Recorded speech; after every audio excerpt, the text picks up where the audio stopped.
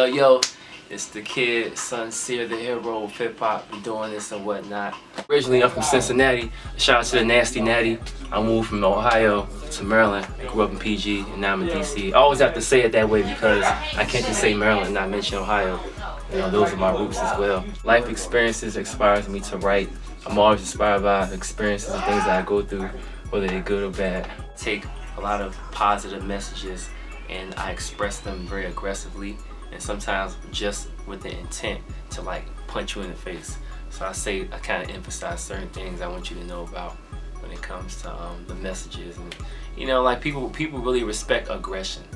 You know, the days of being preachy are over, and just the positive rapper always has to have more edge, especially when, you know, the messages are impactful. And, you know, keep your head up, keep your chin up, keep going.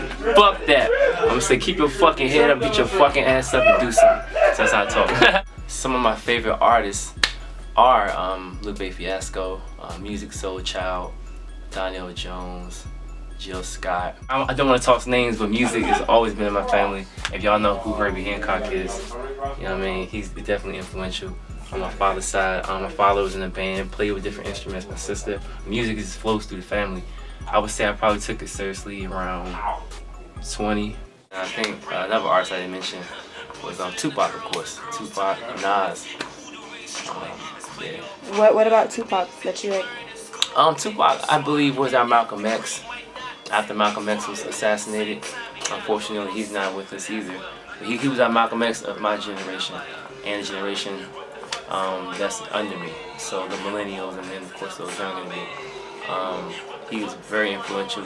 He tried to take, he embodied the negativity and all the stereotypical, everything that was about black people that fell into a negative connotation. He embodied that and he delivered it. So he basically took, in my opinion, Malcolm X's aggression and his perspective, but then he tried to reach the street, people in the street, thugs, pimps, hustlers. So, but his messages transcend beyond that. He was a very spiritual dude.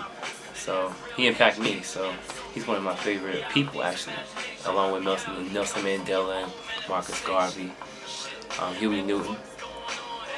You know, those guys.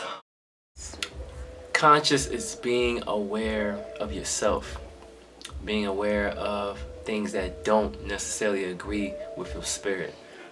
And being as though there's no such thing as good and bad, that's up to us to decide. If you do something, something happens, and you don't feel a bad way about it, that's your prerogative. You gotta deal with the consequence of whatever you're dealing with. So I think it's kind of false, and it's not the right way to go about it when we say, oh, it's right and wrong. We know what's right and wrong. We feel it in our spirit. So being aware of yourself is being conscious. I'm in Studio Hibernation right now. I'm working on the EP, D.A.R.E. #2, Fuck Negative Shit. That is my movement. My last project was totally different. Not totally different from this one, but the process was a little bit not as organized, I'll say that. It was called D.A.R.E. Fuck Negative Shit, Part 1. And then I think on that project I was able to create what direction I wanted to go into.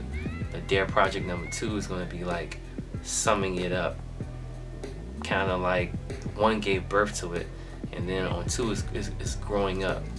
So my next shit from there, I already know it's going to get, you know, it's going to advance into a grown ass adult.